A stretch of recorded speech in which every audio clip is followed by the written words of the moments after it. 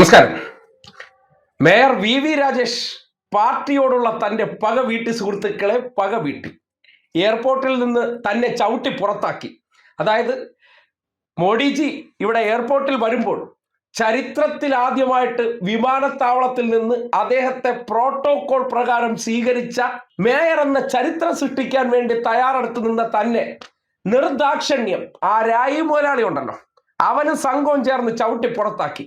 പക്ഷേ ഞാനാണ് മേയർ എന്ന് അവൻ മറന്നുപോയി. അതിനെന്ത് വേണം? കോർപ്പറേഷൻ പരിധിയിലെ പൊതുനിരത്തുകൾ കയ്യേറി വിശ്വഗുരുവിന്റെ ഫ്ലക്സ് വെച്ച് കെട്ടി, ഒപ്പം തന്നെ കൊടിതോരണങ്ങൾ. ഇത് രാജേഷ് കാണാത്ത കാഴ്ചയാണോ? രാജേഷും കണ്ടല്ലോ അവിടെ എല്ലാം ഫ്ലെക്സ് വെച്ചിരിക്കുന്നത്. പക്ഷെ എൻ്റെ അടുത്ത് ചോദിച്ചില്ല. കാര്യം അധികാരത്തിൽ ഇരിക്കുന്നത് രാജേഷ് ആണെങ്കിലും പാർട്ടിയുടെ തലപ്പത്തിരിക്കുന്ന ഹെഡ് എന്നുള്ള നിലയ്ക്ക് രാജീവ് ചന്ദ്രശേഖരൻ ഇഷ്ടമുള്ളിടത്തെല്ലാം കൊണ്ടുപോയി കെട്ടിക്കോന്ന് പറഞ്ഞു. ആഹാ, എന്നെ പുറത്താക്കി ഞാൻ ഇരിക്കുന്ന കസേരയ്ക്ക് ഒരു വിലയില്ലാതാക്കിയ അങ്ങനെ അങ്ങ് പോകും. അങ്ങനെ BJP ജില്ലാ കമ്മിറ്റിക്ക് BJPയുടെ മേയർ 20 ലക്ഷം രൂപയുടെ പെറ്റി അടിച്ചാൽ കൊടുത്തു, അല്ലെങ്കിൽ പിഴ അടിച്ചാൽ കൊടുത്തു. കാര്യം സേഫ് ആവുക എന്നുള്ളതാണല്ലോ. എനിക്കൊന്നും അറിയില്ല, കെട്ടിയത് മുഴുവൻ രായി മുതലാളിയുടെ നിർദ്ദേശപ്രകാരം BJP ജില്ലാ നേതൃത്വമാണ്. അതുകൊണ്ട് ഞാൻ ഒരു വിട്ടുവീഴ്ചയും ചെയ്യില്ല. എഴുതിക്കൂടെ അവന് ഫൈൻ. എത്ര? 20 ലക്ഷം. അതായത് വിശ്വഗുരുജി വന്നു പോയതിന്റെ പിരിവെടുത്ത മുഴുവൻ പൈസ ഇപ്പോൾ കോർപ്പറേഷനിൽ അടയ്ക്കേണ്ട അവസ്ഥ. എന്തായാലും കേരളത്തിന്റെ ചരിത്രത്തിൽ തന്നെ എത്ര മനോഹരമായ കാഴ്ചകൾ.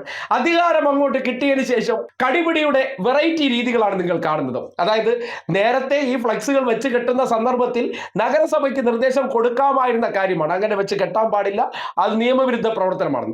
പക്ഷേ അതിനെല്ലാം ഒപ്പം നിന്നതിന് ശേഷം എയർപോർട്ടിലെ പരിപാടിക്ക് വന്നപ്പോൾ ചവിട്ടി പുറത്താക്കിയപ്പോഴാണ് അദ്ദേഹത്തിന് എന്ത് തിരിച്ച് പണി കൊടുക്കാൻ പറ്റുമെന്ന് ആലോചന വന്നത്. അപ്പോഴാണ് നോക്കിയപ്പോൾ നഗരത്തിന്റെ പൊതുനിരത്തുകൾ കയ്യേറി കൊടിതോരണങ്ങളും ഫ്ലെക്സും കെട്ടിയിരിക്കുന്നു. ആര്? BJP തന്നെ.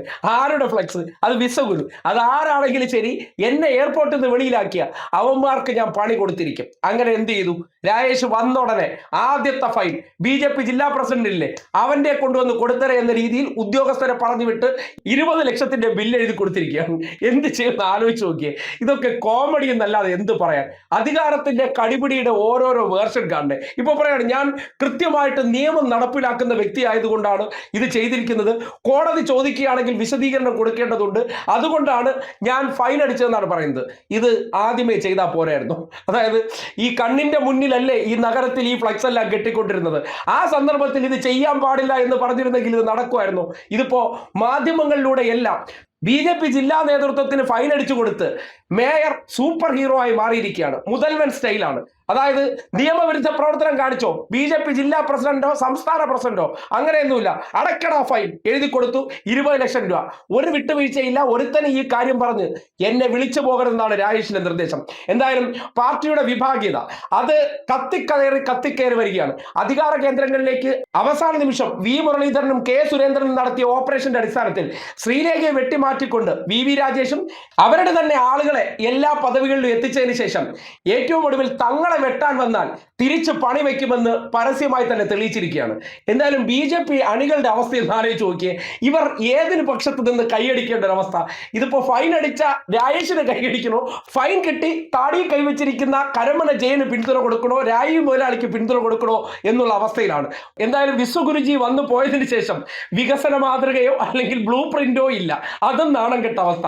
ആ നാണക്കേടുന്ന് എങ്ങനെയെങ്കിലും ന്യായീകരിച്ച് മെഴുകി വരുന്നതിനിടയിലാണ് BJP മേയർ തന്നെ BJP പാർട്ടിക്ക് ഫൈൻ അടിച്ചു കൊടുത്തു എന്നുള്ള അതിതീവ്ര നാണക്കേട് കൂടി BJPയുടെ തലയിൽ വരികയാണ്. എങ്ങനെയൊക്കെ അവർ ഇതിനെ ന്യായീകരിച്ച് മെഴുകുമെന്ന് നമുക്ക് നോക്കിക്കാണാം.